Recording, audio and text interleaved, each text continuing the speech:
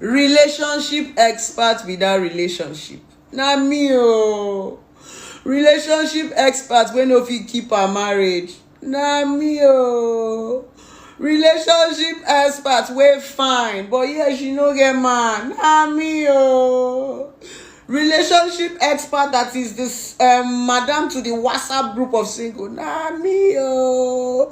Relationship expert wey get certificate but she never find relationship. Na me oh. Do you know why I'm still single? I'm still single because real relationship and marriage requires a lot of forgiveness. You see that verse in the Bible where God said, forgive 70 times, 7 times. I didn't understand that verse in the Bible until I started dating and when I got married. You go forgive, you go forgive, you go forgive, you go forgive, you go tire. So that you even name all your children forgiveness. I've been an endurance. You go endure, you go endure tire. I've been a patience. You go patience.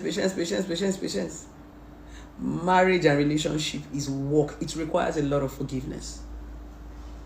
I have not learned how to forgive 70 times, 7 times. That's the truth. Yes. One thing about being a relationship therapist and being aware is the fact that I now know so much about emotions that I can no longer deceive myself. You need to understand your weaknesses and your strength and learn to stop lying to yourself. There are some of you that are not ready for marriage. You don't have any business with marriage. You are not supposed to be there. What are you doing here? Come outside. Come and stay here. You are not supposed to be there. That's the reason why you are beating the woman. You cannot sit in your husband's house. You are sleeping around with small boys. You are always nagging. Every time you equate, it's because you are not supposed to be in marriage. Why are you there? Societal pressure, hunger, benefits. My biological clock is ticking. But you don't even understand what marriage entails. That's why we are still single. We are single because we understand what marriage entails and we are not ready. Why will I be deceiving myself as a relationship therapist when I know I'm not ready to be forgiving someone 70 times, 7 times? I will do you back. Me that used to do me, I do you. If you do me, I do you. God no go first step on the dance floor.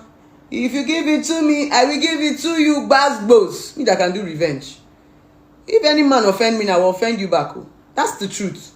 So I know that I have not gotten to that capacity where I say, okay, let me learn to overlook, forgive this man 70 times, 7 times. Because that particular word, 70 times, 7 times, is not for your enemies, for your loved ones. So that means this is bad character is never ending. This her bad character is never ending. Because 70 times, 7 times is till you die. Even when the person die, you go still forgive. Till the person, it's tiring. But it's beautiful. Marriage is so beautiful when you have the right frame of mind, when you understand what marriage is about. The most beautiful part about marriage is the companionship, is the fact that you have somebody to go home to, you trust somebody. When you're doing something alone, it's hard. When there are two, it's teamwork. That's the beauty about marriage. It's not even about the sex. After all, we are all fucking, even without marriage. It's that teamwork. That point you know that, okay, this person got me. That commitment. And this person is committed to me. That's the excitement about marriage. The multiplication, having children together, training them together, that's the beauty. But the truth is, not all of us will marry. Not all of us will stay married.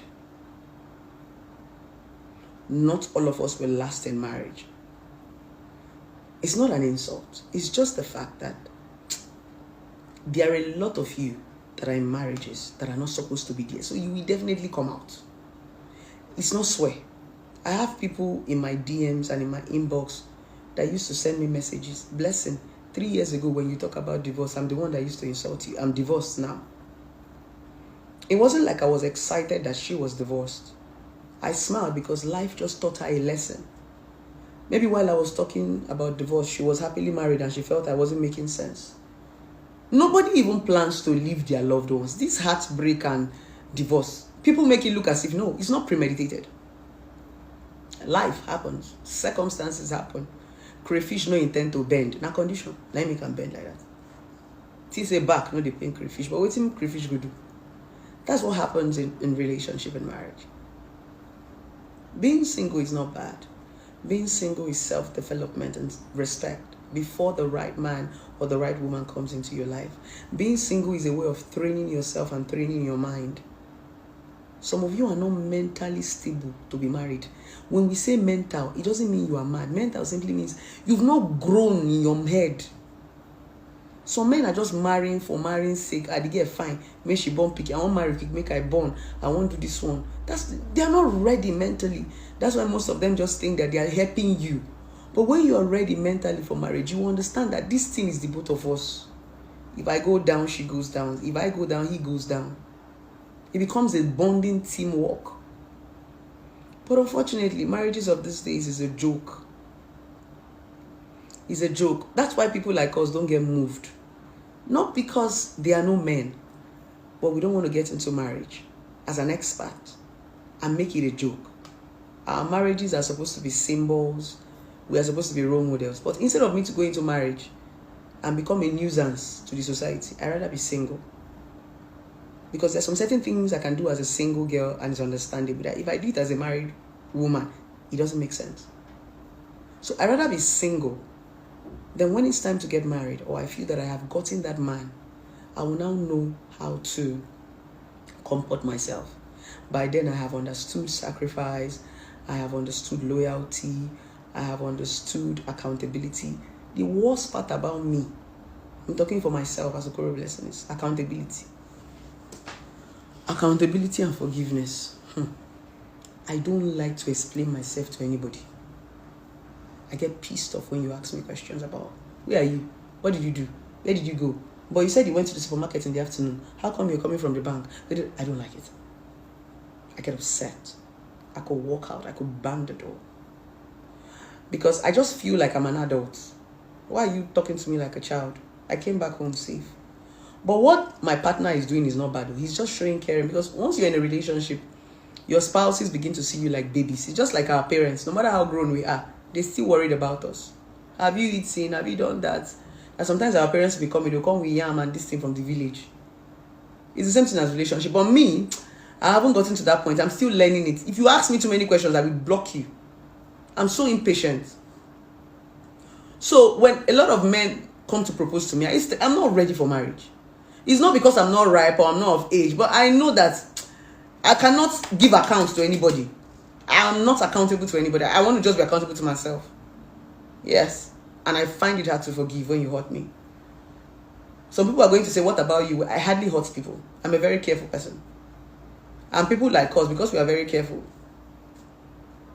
said when you do that thing over and over and over and over again, I will divorce you. So I am building my mind to that state whereby I have to learn to overlook. And I'm starting to learn from my children.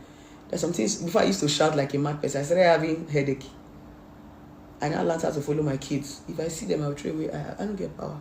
Today's thing, I'll tell them, leave my room, leave my room, leave my room. Don't break anything. Go and break it in your room. If they break it in their room, I will not replace it. That's marriage. I'm learning how to, I don't know how to overlook. I will tell you that thing. I'm learning how to be conservative. I'm very blunt with words. I could just tell you, baby, your mouth is smelling. Have you brushed this morning? I didn't say anything bad, but it came off in the wrong way. But I'm learning how to say, boo-boo, which toothpaste are you even using? Please change the toothpaste. I don't like the smell of the toothpaste. The next thing, I'll go to the supermarket, buy him a new brush, buy him a new toothpaste. I'm learning that. I didn't used to be that person. I'm learning how to cut my words so that I don't come off as disrespectful and arrogant.